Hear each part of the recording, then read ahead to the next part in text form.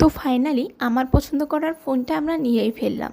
তোমাদের ভাইয়া তো বাসা থেকে ভেবেই আসছে সে আইফোন নিবে, কিন্তু দোকানে এসে আমার আর দোকানে যে ভাইয়াটা ছিল তার পরামর্শে শেষমেশ স্যামসাং আরটা নিয়েই ফেললো। পার্সোনালি আইফোনের থেকে আমার স্যামসাং ফোনটা একটু বেশি পছন্দ, এই জন্য আমি স্যামসাংটা নেওয়ার জন্যই বলছিলাম। তো দেখেও ফাইনালি আমাদের লাখ টাকার স্বপ্নটা পূরণ করেই ফেললাম।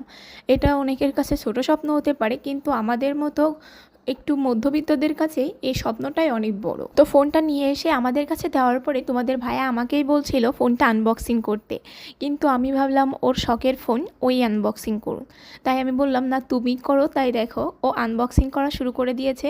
এদিকে আমার কাছে ক্যামেরাটা ছিল, কিন্তু আমি ধরতে পারতেছিলাম না ভালোভাবে, তাই আবার দোকানের যে ভাইয়াটা ছিল ওই ভাইয়াটার কাছে দিয়েছিল ক্যামেরাটা, উনি ভিডিওটা করে দিয়েছে আমাদের। তো দেখো আমাদের ফাইনালি শখের ফোনটা হাতে পেয়ে গিয়েছি। আর দোকানের ভাইয়াটার ব্যবহার অনেক ভালো ছিল, উনি অনেক ফ্রেন্ডলি বিহেভিয়ার করছে আমাদের সঙ্গে। তো আমাদের শখের ফোন তো আমরা হাতে পেয়ে গেলাম, আনবক্সিংও শেষ। এরপরে ফোনটা কিভাবে সেটিং করলাম, কিভাবে কি করলাম সব নিয়ে থাকছে নেক্সট পার্টে। আল্লাহ হাফেজ।